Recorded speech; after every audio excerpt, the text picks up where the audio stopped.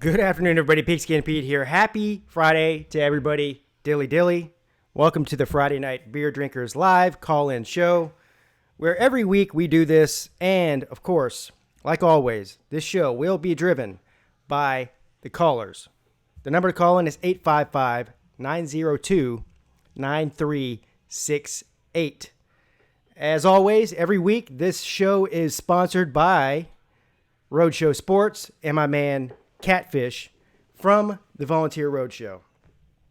Not a whole lot going on in college football. Next week, finally, we have media days for the Power 5 conferences. I know that the SEC is Monday through Thursday, and the ACC is Wednesday and Thursday. I think Wednesday will be the Atlantic Coast Conference coaches and players, and then Thursday will be the Coastal Conference coaches and players. I honestly have no idea about the Big Ten.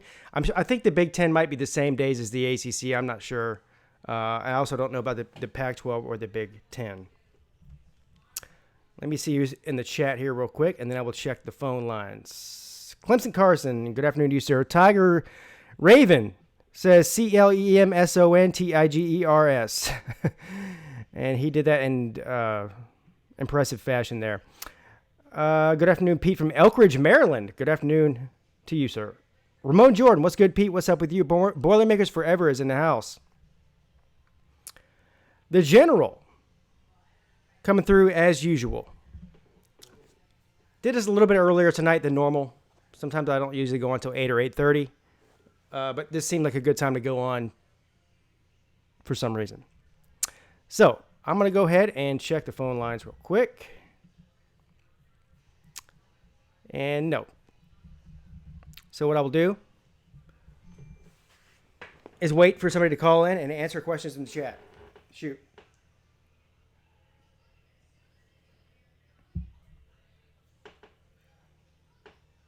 I saw that there was a player that just got entered the transfer portal from Alabama, their tight end. And I wish I could remember his name. I didn't write it down. But I guess he was suspended by Nick Saban for 4 games, the first 4 games of the season for, I don't know why. I'm guessing some sort of disciplinary reason. And so I guess he didn't like that, and he decided to enter the transfer portal. It's kind of late to be entering the transfer portal whenever college football starts in less than 2 months. I don't know what that's all about, but anyway, it is what it is. Maybe an Alabama fan can call in and tell me exactly who this guy is and what his role was. I don't know, was he a starter, second string guy, what? I don't know. Dondre Crawford coming through with a $2 super chat. Thank you, sir. Says, what's good, Pete? What's up, Dondre? How you doing, man? And I think I have a call here. So I'm going to pick that up.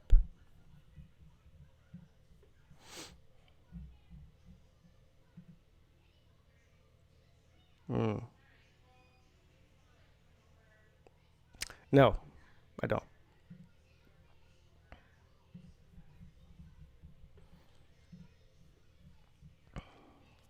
What's up, George? How you doing, man? Welcome to the stream. George, I saw your boy, what's his name? Lance from Jasper. I didn't even realize he still had a YouTube channel, or that I was subscribed to him, and apparently I am, because I got a notification yesterday that he had a video. And after about 5 minutes of watching it, I had to turn it off, because that's normally what happens when I watch his videos, because they're almost unwatchable. But within the first 5 minutes, he said that the top 2 candidates for the Heisman this year were both going to be from the SEC. One, obviously, would be Tua Tagovailoa, and the second would be Felipe Franks. Oh, yeah.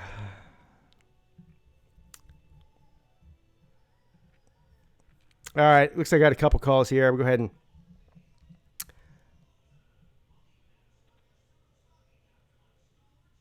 I'm going to pick up the one that came in first. So the other guy, just hold on for a second. Good afternoon. You're on Pete.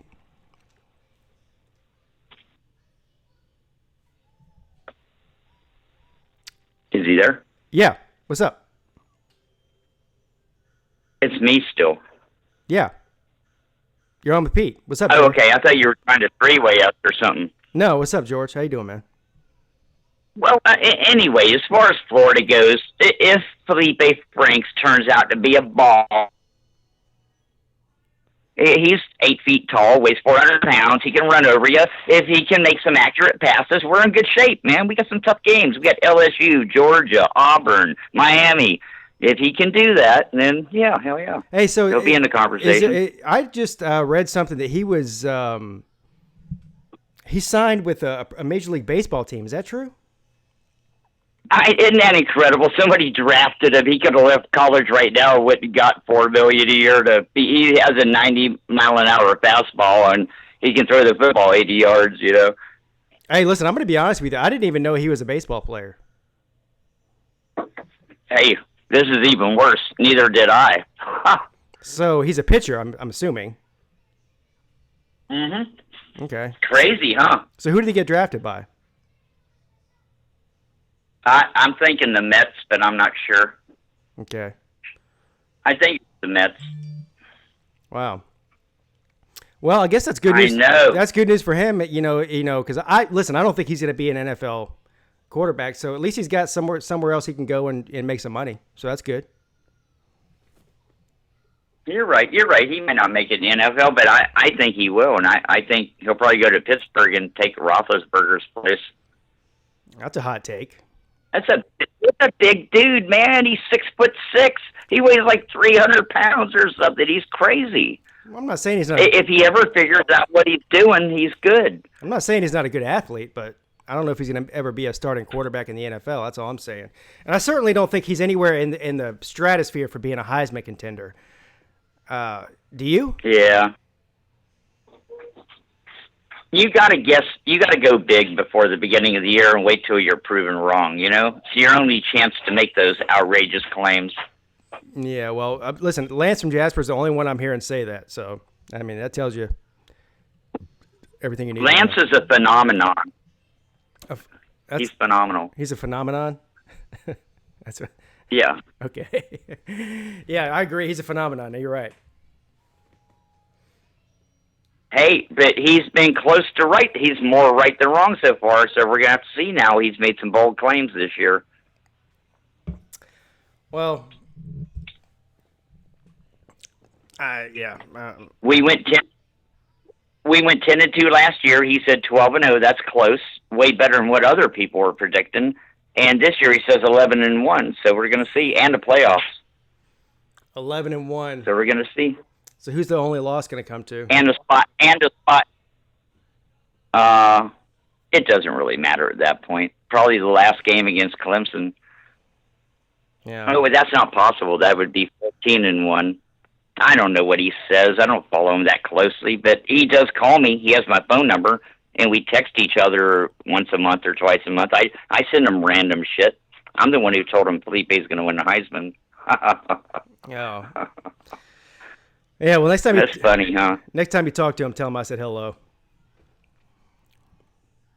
I will. All right, man. Listen, I'm gonna pick out. Hey, you got to have people like Lance out there to balance this shit out. Yeah, I guess so. Yeah, you're right. You can't all be serious, perfect football talk show hosts. We got to have Lance. No, but he believes the shit he says, man. He's delusional. I'm telling you. Mm-hmm.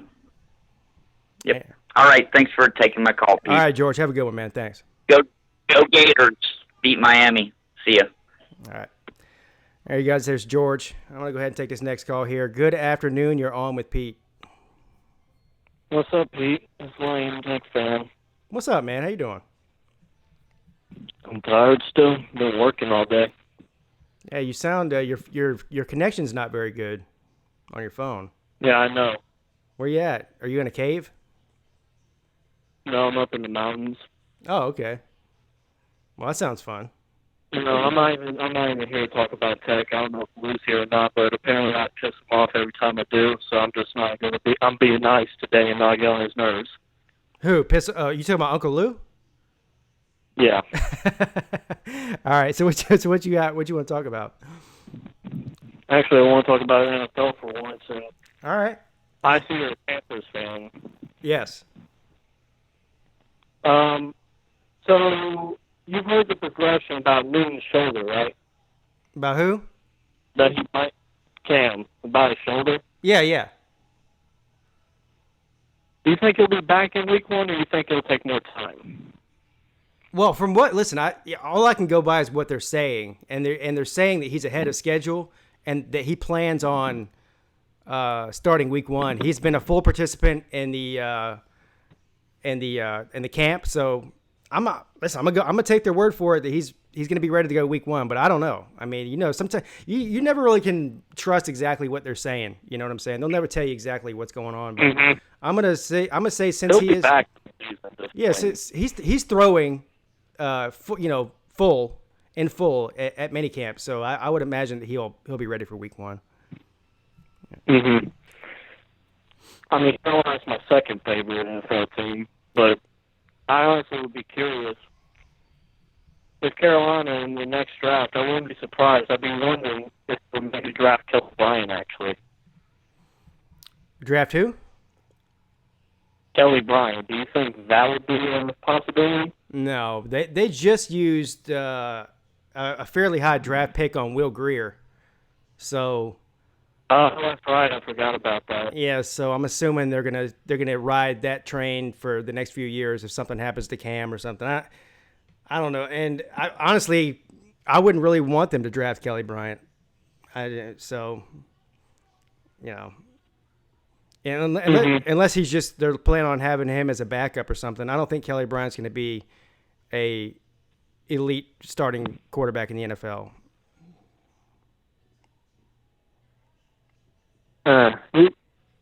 It depends how he does in Missouri. Because he's going there to be ready. It's just, will it work? I don't know. I don't think so. No. It's possible, but it ain't likely. You're right. Yeah, no. But no, what I wanted to ask you, what do you think Pittsburgh's going this year? The Steelers? Yes. I don't even think they'll win the division. I think Cleveland wins the division, losing Antonio Brown and Le'Veon Bell. Now I realize they didn't have Le'Veon Bell. Okay, now I'll explain that. I'll let you finish. I'll explain that one. Say what? But I'll explain why Antonio Brown leaving is about the best thing that could happen. I wanted him gone. I'll say it right now, proud.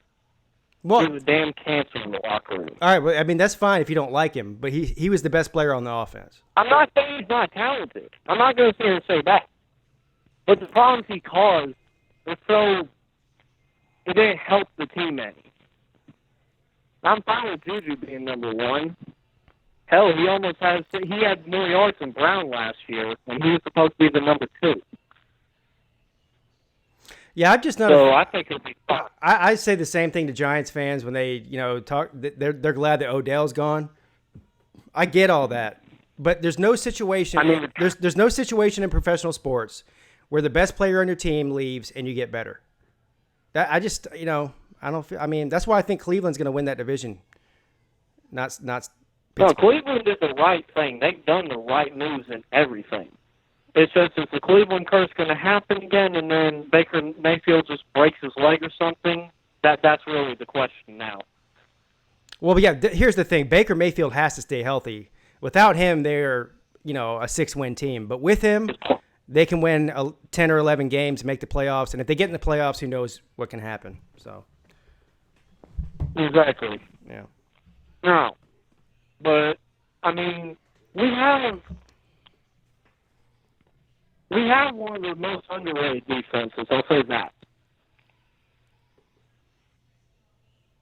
I feel bad that they underrate them. I'll take your word for it. I'm not. They didn't have their defense last year was not great, but stopping the pass now. Yeah, historically speaking, Pittsburgh is known for their defense. So yeah, I expect them to have a good defense. I think their problem is going to be on offense. They don't have the depth they used to have. They still have a lot of talent. I mean, Juju's still good. Obviously, Ben's good. Connor's, a good running back. I just think that they're missing a little bit of depth. We still have an all-pro line. I remember that. Yeah. I'm not a big fan of Ben Roethlisberger either, personally. But I mean, he's a good player. I'm not saying he's not a good player. I just don't like him personally. I just think he's. I see what you mean. Yeah. I mean, as long as he does things for me, I'm not going to bother myself with that. Now, I mean, everybody's going to say player. We all know everybody hates Brady. I mean, I hate him with passion. Not as much as Georgia, but he's the second close thing. Yes. So, if we win in week 1, you'll see me very happy. If we beat Clemson, if we lose to Clemson by 100, and you see Pittsburgh beat New England week 1, you'll hear me calling happy as hell. Hey, listen, it's always good to have. It's always good to have a pro team to fall back on if your college team's not very good. Yep. That's why I don't understand. These people that they like college football, but they hate the NFL. I got the best of both worlds, man. I got 5 days a week during football season of football games instead of just 1 or 2 with college football. So, Exactly. I mean, I don't know. I really don't know what Pittsburgh's going to do. Yeah. Well, we'll see. I'm gonna do some NFL prediction videos closer to the NFL season. Right now, I'm still focusing on college football, but I'm gonna go ahead and pick up. Are you gonna do college predictions? Yeah, I'm gonna go ahead and pick up this next call. And your connection's bad. That's one of the reasons. But I'm gonna get off here. But I appreciate. That's fine. Yeah, that's fine. I know it's bad. I gotta fix it. Yeah. All right, man. I appreciate you calling in. See what happens. Yeah. We'll see you later, Pete. All right, man. Yeah, thank you. All right, there you have it. There's a tech and a Steelers fan. Good afternoon. You're on with Pete. Hello? Hello? Pete. Yo. Yo, it's DeAndre. Hey, what's up, DeAndre? How you doing, man? Good. I didn't know who you were talking to because I heard George, and I don't know what the other guy was. But then I heard him. But I'm a Steelers fan, so Browns not winning the division. Pittsburgh defense is going to be a lot better this year. Offense will be fine. I mean, the Patriots done showed us you don't need no superstar. You got a good offensive line, decent running backs, and a receiver. You're good to go. Are you I think we'll be fine. Are you a Steelers fan too? Yeah, I always been. Steelers and Clemson. And like I always tell people, I went to East Carolina. I root for them too. And historically black colleges, I love their football too. So I love football, period. I mean, but I always been a Steelers fan, and I always been a Tiger fan. And I went to East Carolina. I always loved their football. But Clemson and Pittsburgh, where my heart is. And notice both of them were good at the same time, so that's probably one of the reasons why. And my uncle went to Clemson, so and I always loved both of those teams. Yeah, listen, that's where my family's from. Both my parents are from Western Pennsylvania. My mom is a huge Steelers fan. So, yeah, I got Steelers in my family, even though I can't stand them, quite honestly. It's not the Steelers I have a problem with. I just don't like their quarterback. I never did like Ben Roethlisberger, and I probably never will. Yeah, he done made mistakes in life, and unfortunately, but I don't know him personally. I go back to Greg Lloyd, Little, and Kirkland, and Bitson Butner, and Slash. All of them guys, I was still a fan way before them. I don't know these guys personally. I don't know what happened in the situation with the young lady in the bathroom, because I live near the biggest military base in the world, Fort Bragg, North Carolina. And you hear about crazy stories all the time about stuff happening between males and females. You never know who's telling the truth. Not bashing any women, because they do get raped and stuff.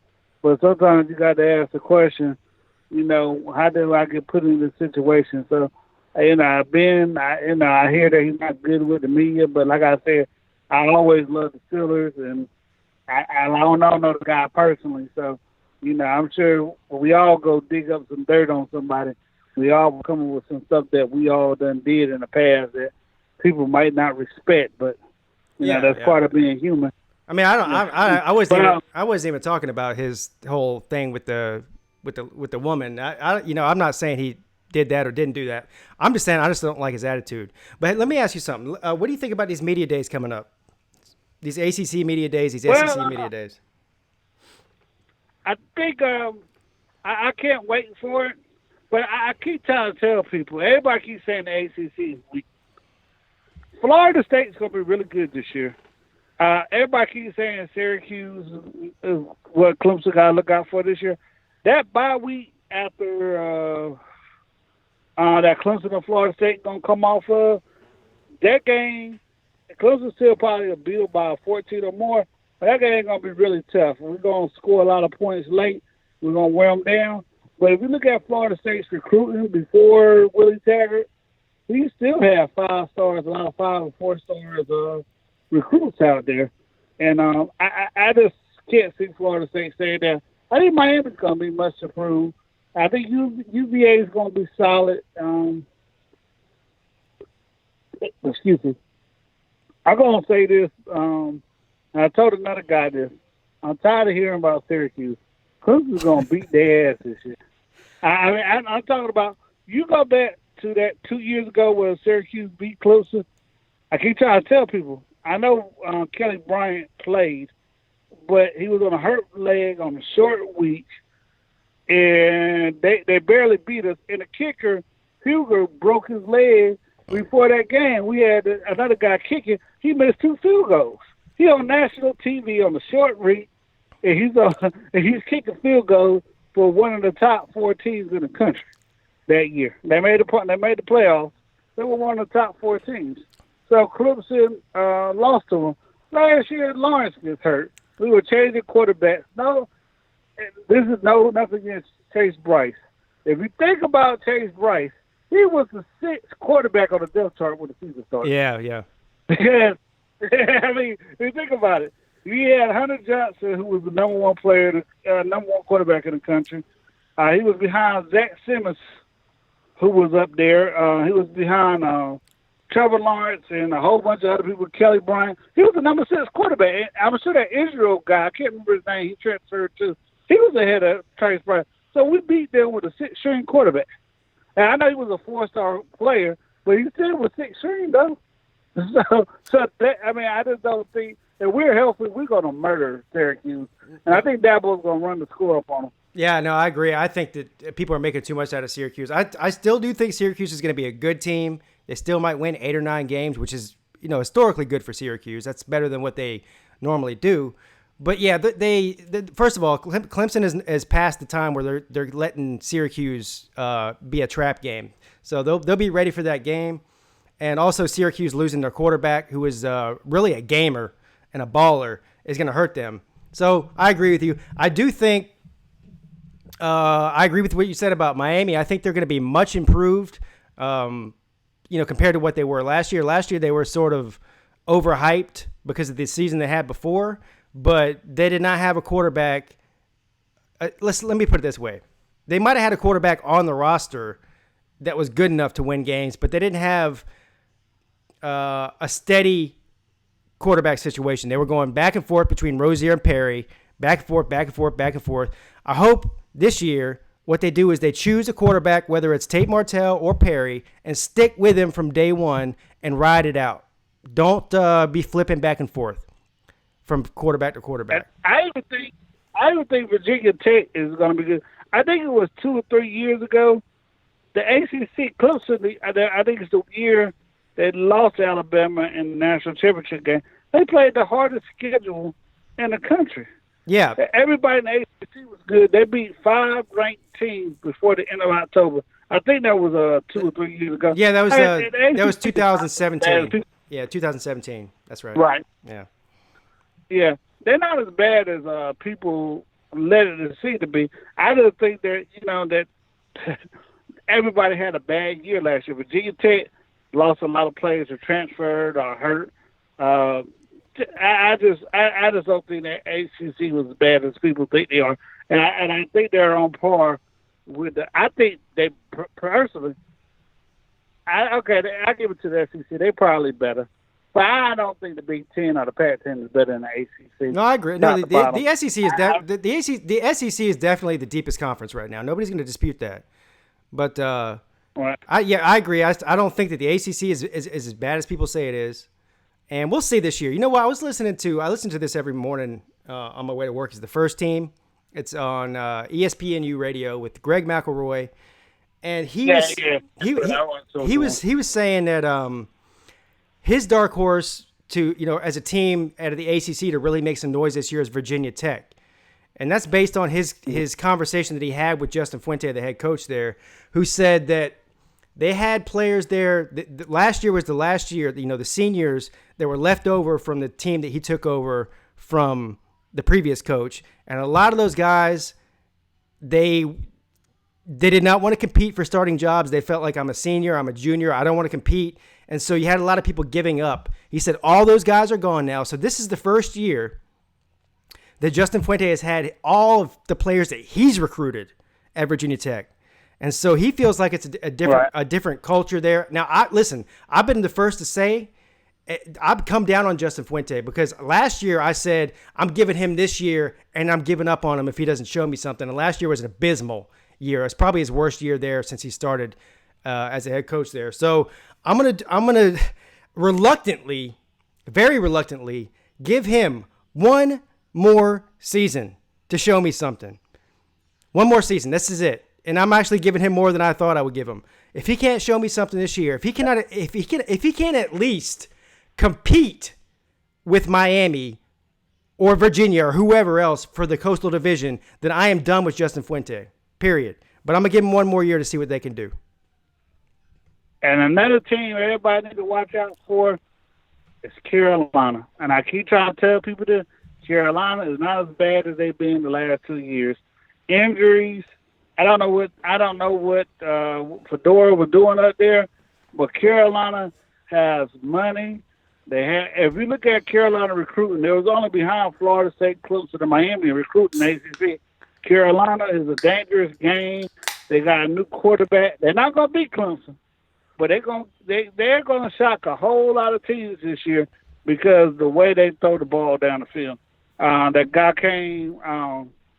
I think he was at Houston at one point. He was wherever Texas Tech or Houston or somewhere.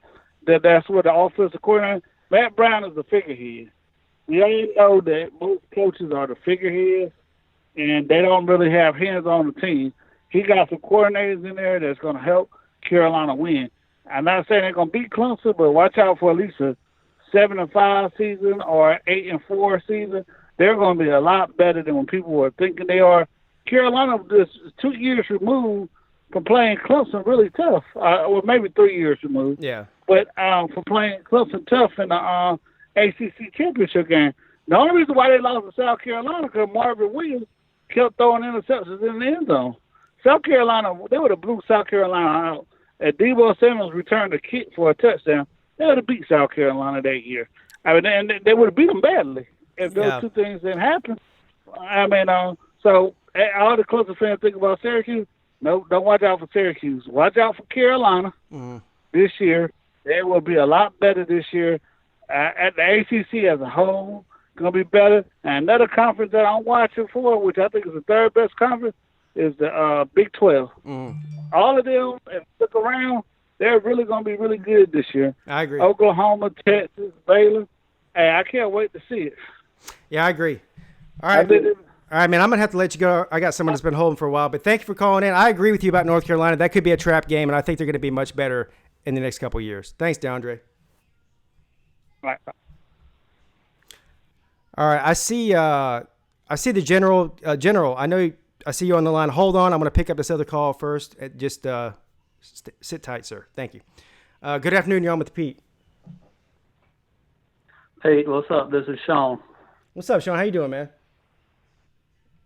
Not too bad. How about yourself? Hey, I'm living the dream, and plus I'm amazing and fantastic at the same time. Awesome. Basically, what I was calling in to talk about was the old narrative that keeps on getting spewed out there that the ACC is garbage. I'm not going to sit here and tell you that they're not. Last year was bad, and It just sucks. But a lot of stuff said since we beat them so bad. For Clemson fans, 95% of this is not coming from Alabama fans. Yeah. It's coming from, of course, Paul Feinbaum and all these fake media that never played T-ball, and they just basically say stuff. It's like Stephen A. Smith, Skip Bayless, and Colin Cowherd. They say stuff to get people riled up. Well, the problem is the numbers don't always back up what they're preaching. Yes. Listen, you're preaching to the choir, man. I've talked until I'm blue. I'll just say this. Yeah, I've talked until I'm blue in the face about the ACC's record versus the SEC head-to-head since 2013. The past 6 years, I think. They're 500, and we're talking about 60 games, not 10 games, not 20 games. We're talking about 60 games, and they're 500 versus the ACC during the regular season, during bowl games, during national championship games, playoff games. Whatever. So, yes, the ACC last year was awful and terrible, and nobody can deny that. It is what it is. But at the same time, you have teams like South Carolina who talk about if Clemson were in the SEC East, they wouldn't, they'd win 8 or 9 or 10 games or whatever it is. They wouldn't be playing for national titles, and then they go out and lay an egg and get blown out by, let's say, a lower tier ACC team, 28-0, Virginia in a bowl game. And so, being a homer is okay, but you're right. Sometimes you have to pay attention to the numbers and don't always let your feelings get in the way of everything. Stats and facts. Those are the only two things that matter in sports. Yeah. If you cannot state stats and facts, you're just a South Carolina fan that's yelling SEC, go Cox, and then hollering. Yep. That is not. I live in Hartsfield, man. We are an hour north of Columbia. It's got to be 70% Gamecock fans around here. But to Clemson fans, I think Clemson and Alabama have more in common than what everybody thinks. Oh, they do. Certainly, yes. A lot of people keep on saying it's Bama fans that keep saying this stuff. 95% of Bama fans have said, we got beaten, Clemson was better, and they moved on. It's just the media and their 5%. But to our 5% that acts like South Carolina fans, please stop. We do not want to be compared to a team that hasn't won anything in the history of playing football. Yeah. Because I got asked this a few months ago to compare South Carolina to someone. First name I gave the guy was Wake Forest. But Wake Forest has got more conference championships. Then I said Vanderbilt. Vanderbilt has more SEC titles than South Carolina has titles, period. You can't compare South Carolina to basically anybody else unless you're going to go to the bottom of the barrel. Listen, there's Kansas, not a single, Oregon State, or Rutgers. There's not a single team in the ACC that has a worse lifetime achievement record than South Carolina. Syracuse has national championships. I mean, just go down the line. They've all achieved at least going to a New Year's Six bowl game and winning it at some point, multiple conference championships or national championships. And the University of South Carolina has 0, except for the one ACC championship in 1969. That's it. Yeah, that's the only thing. That's why they were gifted the movie back in the early 90s, the program. I don't know if you've ever seen it. Oh, yeah, definitely. It's a football movie. Yeah, I've seen the program. Yeah. They had to find a stadium that was large that had no things up on the banners where we won stuff. The only thing they had to avoid in that movie was the 1969 ACC championship. That was the only stadium that held over 70,000 that had no accolades around the stadium. It was easy to use. And here's one thing for all Clemson fans that y'all should know. South Carolina's been playing football since 1892. And I'm a facts guy. I'm a history buff, like all that crap. But since 1892, South Carolina has won 7 games or more in a season 28 times. Clemson has won 7 or more games 29 out of the last 36 seasons. Mm-hmm. And also, we've done more in the last 36 years than they've done in 100 and something. Do you know that South Carolina did not even go to their first bowl game until the mid-90s? The 1990s. They did not win a bowl game until 1993. Yeah. CarQuest Bowl. Yeah. That was the first bowl game they won. And before that, they were 0 and I think like 5 or 6 because they hadn't ever been to none. Right. Kind of basically like, it's the same thing that you hear the SEC chant. They left I don't know if people out there know this. The reason they left the ACC is because of basketball. North Carolina back in those days had this recruiting rule that you could not recruit players from other states. Yeah. So South Carolina, in their glorious basketball program, decided, well, if y'all not going to let us recruit other states, then we'll just leave and go independent. That's why they left the ACC. Right. Now, in the early 90s, as everybody knows, the SEC was trying to expand. The SEC said, we want schools with tradition, we want winners, and we want everything else. They went to Texas, Texas A&M, Miami, Florida State, Arkansas, and basically they were turned down by everybody except Arkansas. South Carolina asked them to join. They said, what part of what we said don't y'all understand? We want people with tradition. We want people with a winning mentality. We don't want y'all. So they went and asked a few more programs. Of course, they got turned down. They ended up having to take South Carolina. Yeah. So when they jeer and everything else, that's just them. I've been told by everybody I can think of that our fans act the same way as South Carolina fans do. I'm sorry, we do not. Well, if you go back to, some of us do, but it's a real small percentage. Well, listen. We do not have. If you have the ammo to back it up, if you have the titles, if you have the conference championships, if you have the winning tradition, if you have the iconic coaches and players throughout history, then it's not, it's not bragging if you've done it. That's just South Carolina doesn't have any of that at all. So there's no comparison between the two. Well, one of their coaches really sticks underneath my craw, and it's something that Feinbaum said after Dabo won it in 2016. He said, Dabo's a good coach, but the only way in this business that you are elite is if you win too. So basically, he said on air that Steve Spurrier was a one-hit wonder because Spurrier only got one. Well, Spurrier won two. Now, all the talk about no, Spurrier got one. You sure? He won the 1996 national title. Yes, I'm positive. I don't know why I thought he had two. I am 100%.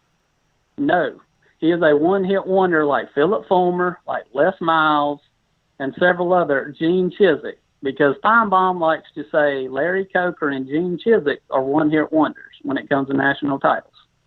So is Spurrier, so is Philip Fulmer, so is Les Miles, so is Jim Tressel, so is Bob Stoops. You know what I'm thinking? I'm thinking of because Spurrier won a national title as a player and a coach, and he won the Heisman.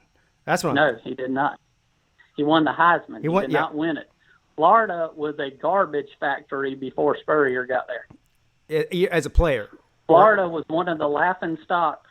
When he was a player, they had gone to a couple decent bowl games. But after Spurrier left, Florida was a whipping boy in the SEC for a long time. Yeah. And it's like everybody from our generation, because I'm 37, everybody from our generation, we only remember back to the 80s. Before that, before Spurrier went to Florida, they had just gotten rid of Clemson's old coach, Charlie Pell. Yeah. Because he said you can't win a national title at Clemson, then he leaves, takes his butt to Florida where he couldn't win a national title. His Pell left, and then assistant coach won a title. Yeah, Pell left, and then Danny Ford came in after him.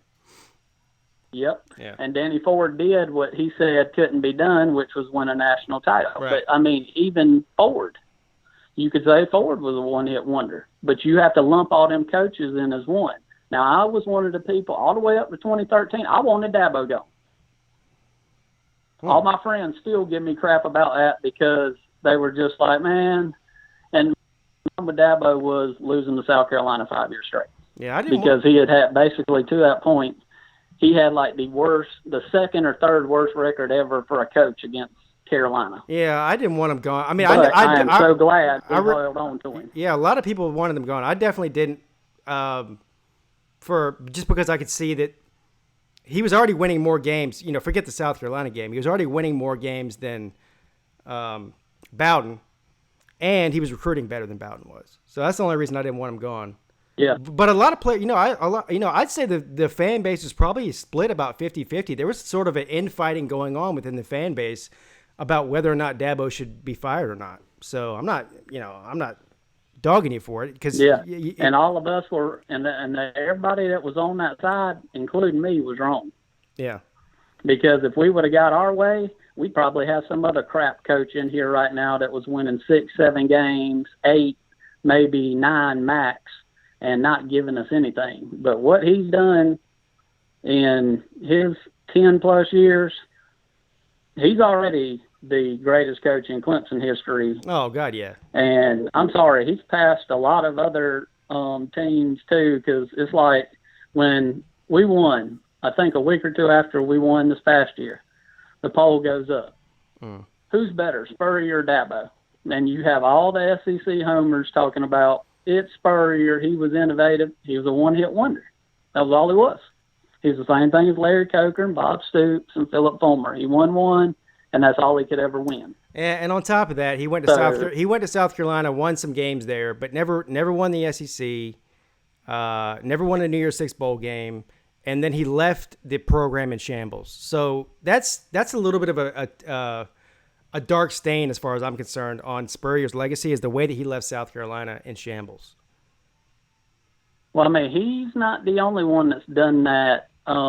What I've had a real problem with this year is, why is Willie Taggart being dogged when Jimbo Fisher's the one that left the dumpster fire in Tallahassee? Well, that's a good point. Because I still don't understand that. I agree with you. That's a good point. Because everybody dogs him.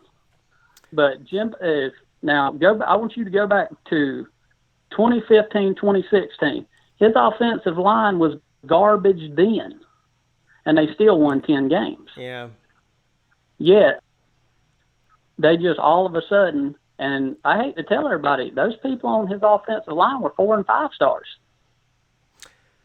And they still couldn't get it together. My thing is, I think, and I'm not for sure on this, I do think Jimbo Fisher's a one-hit wonder. I think it was more to do with Jameis Winston being that good than it had to do with Jimbo. Because they have not been developing players the last few years. I'm going to disagree. I think that Jimbo Fisher, as far as X's and O's goes, as far as decision-making on the field, in-game decision-making, I think Jimbo Fisher is elite. I think I'll give you that one. And he's a hell of developing the players and stuff. And he's a hell of a recruiter. So I think that my problem with Jimbo Fisher is the guy, not the coach, if that makes any sense. I don't like the guy. I think he's one of these guys that is all about winning and will do whatever it takes to win at the expense of, making bad decisions as far as the university and maybe as far as these young men's life goes. I think it's basically what I'm saying is I think he's a piece of shit person. But I think he's one hell of a football coach. And being in Texas, being in the SEC, being not Dabo, but Nick Saban only has a certain number of years left, whether that's 2 years or 4 years or 6 years or whatever it is. I believe that Jimbo Fisher and Texas A&M will be the next big powerhouse in the SEC West at some point. Whether that takes 2 years or 5 years, I don't know, but I think it will happen. Do you think he can go through Saban? That's my thing, because if he does it after Saban's gone, that's not the same thing as doing it while he's there. Well, he might not overtake Alabama. He might not overtake Saban, but he will give Saban hell in the meantime. That's for sure. Because that's something, I know you talk to Uncle Lou. I watch his stuff. I watch yours and Bobby Durkin's and some other Clemson channels and stuff. But there's one thing. I know he watches y'all's stuff sometime. There is something I would like you to ask him. From the SEC things, because he's a big Georgia fan. Does he like it when they give excuses? Because Georgia was in the Sugar Bowl and they lost, yet the only thing that you heard after they lost was the same thing we heard 2 years ago after Auburn lost to UCF, was they didn't want to be here, so that's why they lost. Yeah, no. Why? I just don't understand the excuse making that they do, because if it's me, I don't want to hear a Clemson fan or a player or a coach do that. I want them to give the other team the respect and the courtesy, because that's what I think Clemson and Alabama share in common. We have 95% really good fan bases where we are loyal, passionate, and respectful, not only of our team and our players, but opposing teams. Yeah, because a lot of stuff's been coming out that it's like Alabama people saying this. It's not. It's Paul Feinbaum and these other morons that never played sports. Yeah. No. First of all, every fan base has their idiots, and even Clemson does. I know. I mean, firsthand. Some would consider me to be one of them, even though I think that they're characterizing me. But as far as Uncle Lou and Georgia goes, I tell you, he's the first. His persona on air. In the trash talking, that's one thing, but he's the first one that came on after that game was over and chastised Georgia and Georgia fans that were saying, oh, they weren't ready, or oh, they just weren't up for the game because they were playing Texas and it was a Sugar Bowl. He fully understands the way that there's no excuse for what happened. I don't think he's one of these people that makes excuses. Now that's a true fan right there. Yeah. And one that don't want to hear the excuses and stuff. Now, I respect that. I totally do. And I know y'all do different stuff on here. You're not in that little to be one of our bad fans, you have to act like a Carolina fan. And if y'all acted that way, I wouldn't listen. I wouldn't listen to your channel or watch you or even call in.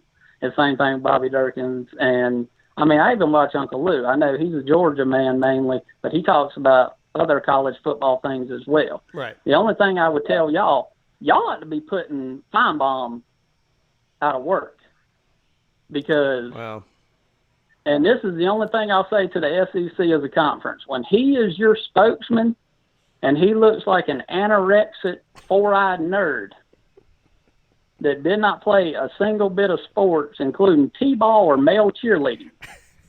I do not want to hear what a nerd has to say about football when they do not state facts and stats. Because just saying somebody sucks, because I hate to tell everybody, and I know other people, like I've heard y'all say that ESPN's kind of like a Homer network for the SEC. Y'all right. Now, I will say this about what y'all were talking about, the scheduling as far as last year. Not every schedule is created equal. And I know we did not play a tough conference schedule last year, and more than likely we will not play a tough conference schedule this year. My only problem is, why is nobody saying Bama plays 4 cupcakes just like last year? And just so you know, when we were 13-0 last year and Bama was 13-0 and the regular season and the conference championship was over with, Bama was not ahead of us in strength of schedule. And it's because those 4 crap games that they played basically drug down their mighty SEC gauntlet to where it was ranked behind Clemson. Yeah. So if you're going to play SEC teams, you got to count the other 4 as well. Yeah, I don't put too much stock in the strength of schedule because you can't control how good your opponents are from year to year. And all you can do is go out there and beat the living crap out of them like Clemson and Alabama do on a regular basis. So thank you. I'm going to have to let you go so I can pick up another call. But I appreciate you calling in, man. All right, Pete. All right, man. Thank you. All right. Looks like the general, man. How you doing? Hey, Pete, how you doing? Did you have a good week? I did. It was amazing and fantastic. How about your week? It was great. I really enjoyed it. But did you see where Jeremy Pruitt got an NCAA violation because of Twitter? I heard about that because he congratulated his a high school team or something. Yeah, he was on Twitter, and he tweeted out his high school team won a national or a state championship or something, and he tweets it out. And because he tweeted about his high school team, the NCAA considers that endorsing a high school over another high school, which is apparently a minor violation, according to them. And as a result, Pruitt, I mean, let's be real, Jeremy Pruitt probably didn't even tweet that. There was probably some intern or something tweeting that for him. I'd seriously doubt Jeremy Pruitt is spending his time on Twitter, but he had to suffer the consequences of it for tweeting on his phone. So what's the punishment and for they that? Called him in. Well, because of the circumstances, I mean, what are you going to do? Take away half his scholarship? You can't do anything bad. I mean, if it was under different circumstances, I could see why it would be punishable. But I'm pretty sure, but from what I've read and what I've heard, all they did was call a meeting, explain the rule to him, and say, don't do it again. And that was pretty much it. First of all, the rule is ridiculous. It's absurd. Yeah. You can't even congratulate your alumni because for winning a state championship. It's ridiculous. Well, it's just it's unreal. This is the problem with the NCAA is not only do they make stupid rules, but they're inconsistent with their rules. And who even comes up with a rule like that in the first place? Who is that made to protect? What are they trying to achieve by making that rule?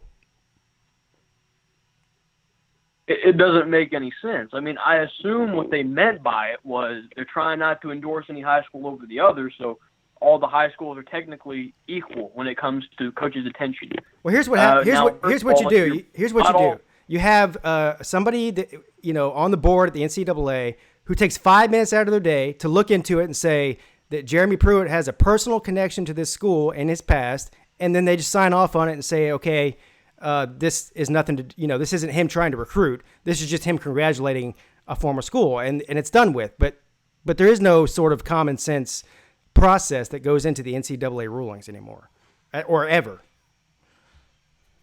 Yeah, exactly. And first of all, this notion that all high school teams are equal or all attentions coaches have on these high school teams are equal is just absurd. High school teams like Grayson, Marietta, and Greenville are all going to have advantages over other high school teams. That's just the way high school athletics play out.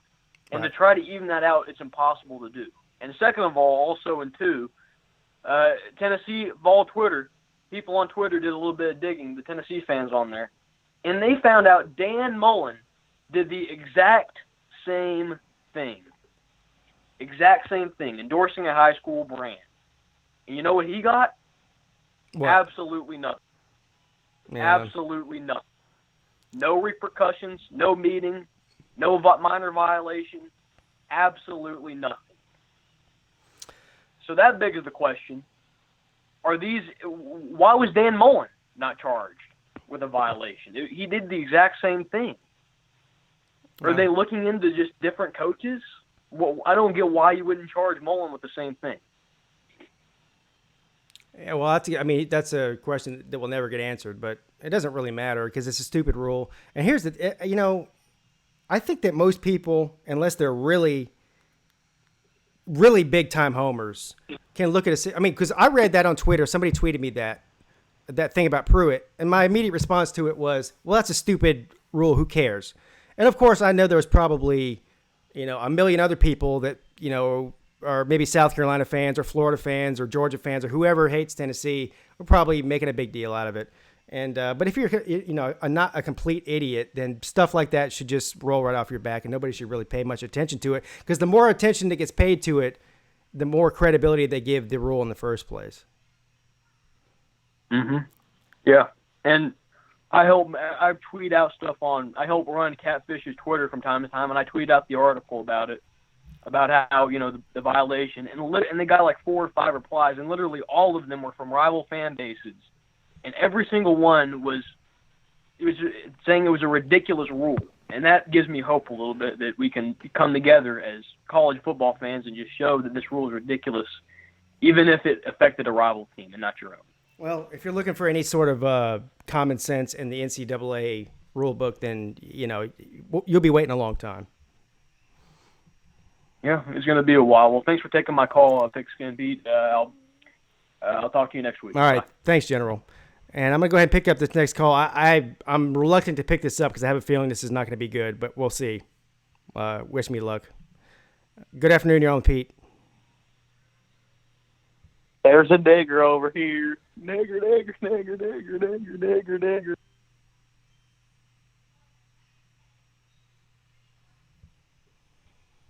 Always trust your instincts, folks. And you know what the sad thing about that call right there is that was not a little 12-year-old kid that normally calls in and does that. That sounded like a man, like a grown man. Pitiful. Pitiful. Let me see who's in the chat here real quick. I haven't been paying much attention to the chat with these phone calls, so I'm going to go back and make sure I'm recognize everybody that's in here. I see Johnny Red Dot's in the house. Good afternoon to you, sir. Blake Ellis, vodka drinker. Clemson Carson, P. Digits.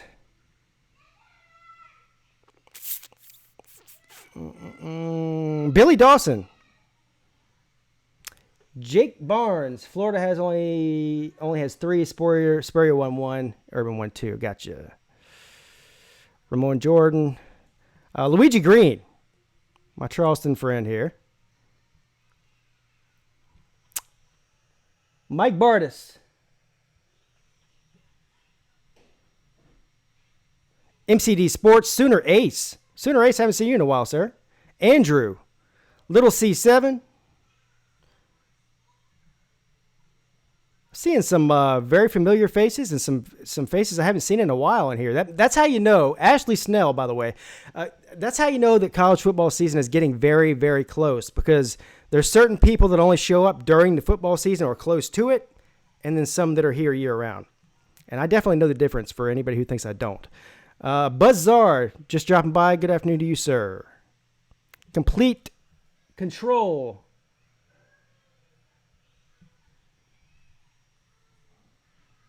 Slim Shady Canes is in the house. How you doing, sir? Good afternoon to you, sir. Anu Naga. Love to see Clemson versus Florida matchup for some reason. I would like to see that too. However, I just don't think that's going to happen this year. Well, listen, anything can happen. I mean, listen, if Clemson, the way I don't think it's going to happen is because I don't think Florida's going to be in the playoffs. But if Clemson misses the playoffs, which is also possible, then they could meet in a bowl game for some reason. All right, I'm going to go ahead and pick up this phone call here. Good afternoon, you're on Pete.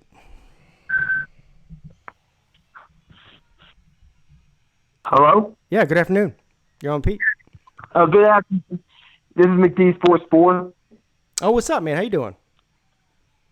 Hey, I'm just calling in because I just want to get your opinion on a few things involving coaches on the hot seat. Sure. Do you think Will Muschamp should be on the hot seat? Yes. Because I was reading an article, I think by CBS, which is SEC bias, and they were saying he shouldn't be on the hot seat. Like his job is like very secure right now, and I'm saying like, what has this guy proved? Well, he hasn't proven anything. He's going through the same exact pattern at South Carolina that he went through at Florida. So he took over a bad team. Won 6 games his first year. Same thing at Florida. The next year he had a much better season, winning 9 or 10 games. I won, I think, at 9 games at South Carolina. And then everyone's singing his praises and saying that he's got the team back on track and they're gonna compete for the SEC, at least for the East or the SEC in whole. And then he goes out and wins 5-6 games. The same thing he did at Florida. And this is the same pattern we see over and over again. I just do not think – I'm not saying that Will Muschamp is not a good football coach. What I'm saying is that Will Muschamp is not a good head football coach, and I still believe that. And I think that he's not consistent, and he also has another big problem. His biggest problem is that he's in-state with Clemson, and 90 miles away from Clemson is Georgia. And these are 2 of the top 3 programs in America right now that are out recruiting everybody, other than Alabama or, Ohio State, schools like that. And so he's got an uphill battle, man. I just don't believe that Will Muschamp is ever going to win the SEC. And if your goal is not to win the SEC, then time to move on. Period. Absolutely. Amen. I'm sure you think Gus Malzahn is on the hot seat. I do. So I'm not going to waste your time. I'm not going to waste your time with that. Here's a name: Matt Luke at Ole Miss. What do you think about him? Yeah, I don't even know. I mean, listen, he was just that's a toxic job. He's just there trying to keep things afloat. Yeah, he's not gonna be the long-term solution to Ole Miss. I mean, Hugh Freeze ran that place into the dirt with everything that went on, and so this guy is just, he's just the guy that's keeping things afloat. Is it possible that it turns into a James Franklin type situation where, he takes a team that's, buried in controversy and actually can compete in their conference and maybe win some games? Maybe, but I don't think so. I think that he's just a Band-Aid, and God bless the guy. God bless any of these coaches like James Franklin and that guy at Ole Miss that have to come in there after such a big scandal and keep things afloat. I mean, I feel sorry for the guy. I really do, but I don't think he's the long-term solution. It's just going to be a matter of time before things settle down and the sanctions and the bowl bans and everything settle down, and then you'll have somebody maybe of a little bit higher stature, a little more well-known head coach come in and take over for him. Okay. I have an NFL head coach that should be on the hot seat. Who? Your team, Carolina Panthers, Ron Rivera. I agree. I think that I'm not a big Ron Rivera fan. I don't hate the guy. I'm not like one of these guys that's running around town saying he needs to be fired immediately or anything. But I got him on a short leash, very short leash. This year is a big time decider in how I'm going to approach my feelings about Ron Rivera. I think that the Carolina this year needs to win the South. I know New Orleans is really good, but if they don't win the South this year, or at least make a wild card spot in the playoffs and compete and win a game in the playoffs, I'm done with Ron Rivera. So I agree. Yeah. I mean, they should sweep the Bucs. You would think they'll at least sweep the Bucs in the division, probably split with the Falcons and Saints. So you think they'll go 4-2 in the division, but I think part of his problem is Cam Newton. I think he's inconsistent. He'll show up one game and ball out. Next game, he won't show up.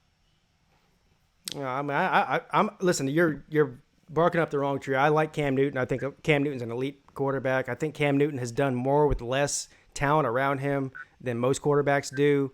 I think Cam Newton last year was on his way to his best season ever, stat-wise, passing-wise, everything else, and he was hurt. And they were 6-2.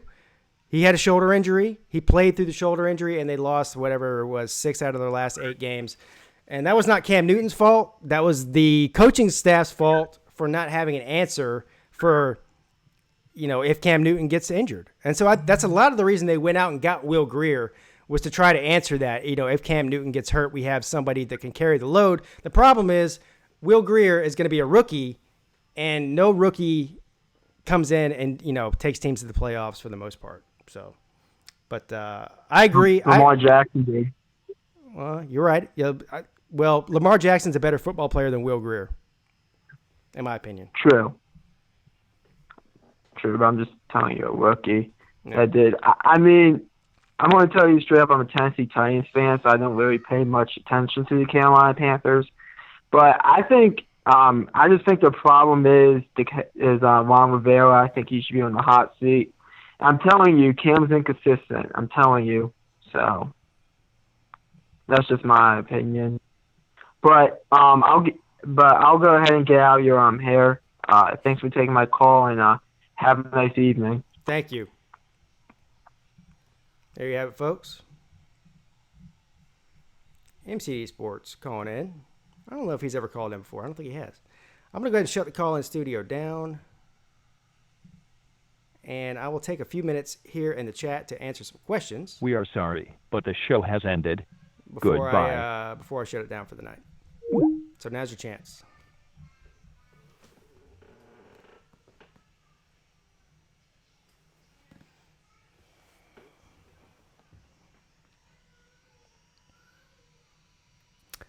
P. Digit says, I think Dino, I'm assuming he's talking about Dino Babers, is a hell of a coach. Hold on here. Dino is a hell of a coach. I hope he doesn't go to South Carolina or Florida State. I doubt he would go to South Carolina. I could see him going to Florida State if things don't work out with Willie Taggart. Can you imagine? I think that Dino Babers would be a great fit at Florida State, by the way. And I think he could win a lot of games there. I really like. He's one of my favorite coaches in the country.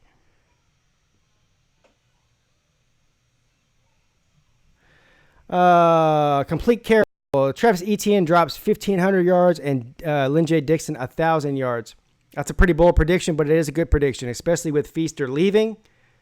There will be the two lead backs for sure, and Clemson runs the football a lot. You know, people outside of the Clemson fan base, they always, you know, especially having Deshaun Watson and Trevor Lawrence as quarterbacks over the past, 4 or 5 years, those two guys combined. People think that Clemson is just an aired-out team, and they're not. They are as balanced as it gets. They run the football probably 55% of the time. They're really balanced, right about 50-50, but I think they run the ball more than they actually throw it, and so the run game is a huge part of their offense.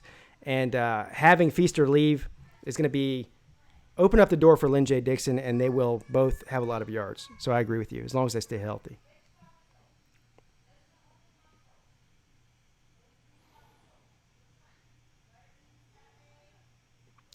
Felipe Franks for Heisman. Yeah, that's not happening.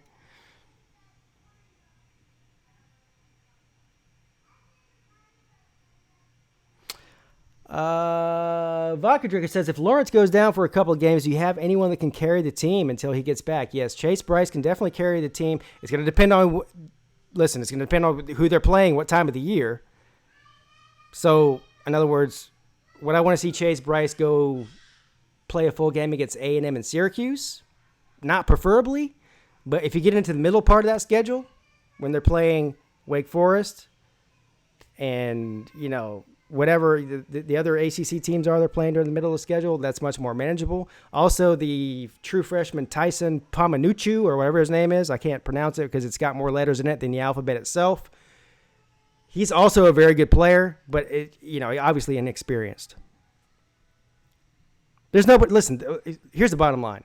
Trevor Lawrence is 100 yards ahead of anybody else on the depth chart, and that's not a knock on any of the guys for Clemson that are, second and third string, because he's 100 yards ahead of any depth chart in America, except for maybe Tua.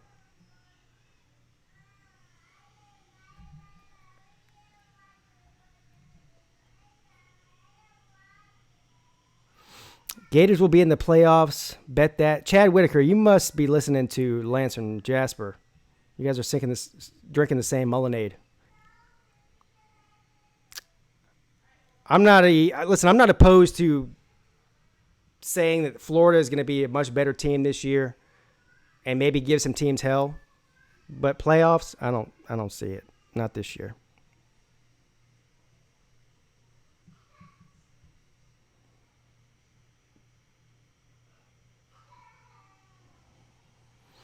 Miami will beat Clemson if they play Texas A&M. That's another loss.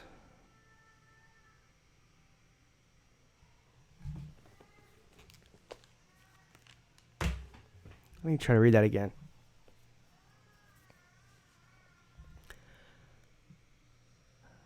Miami will beat Clemson if they play Texas A&M. That's another loss.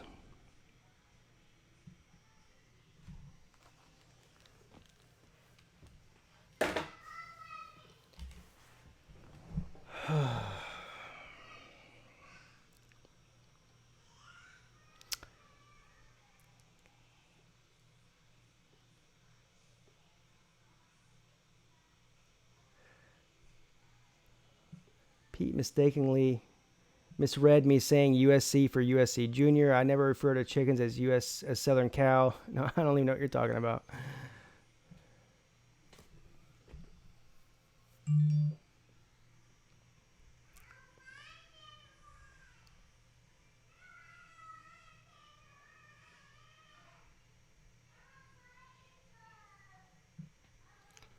No, I'm not going to read it again. It was the dumbest statement that's ever been stated on this YouTube channel, sir.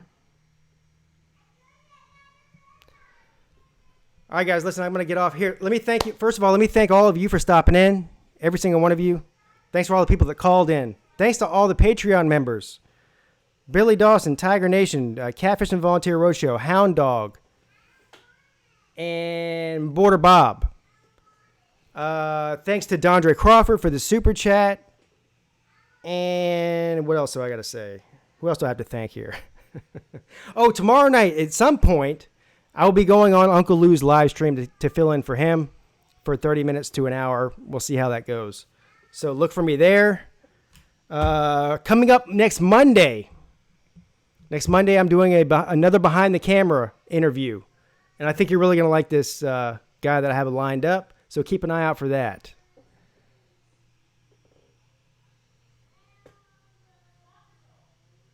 I guess that's it. You're all great. Thank you for stopping in. I appreciate it. And have a great weekend and a safe weekend. Pigskin Pete checking out.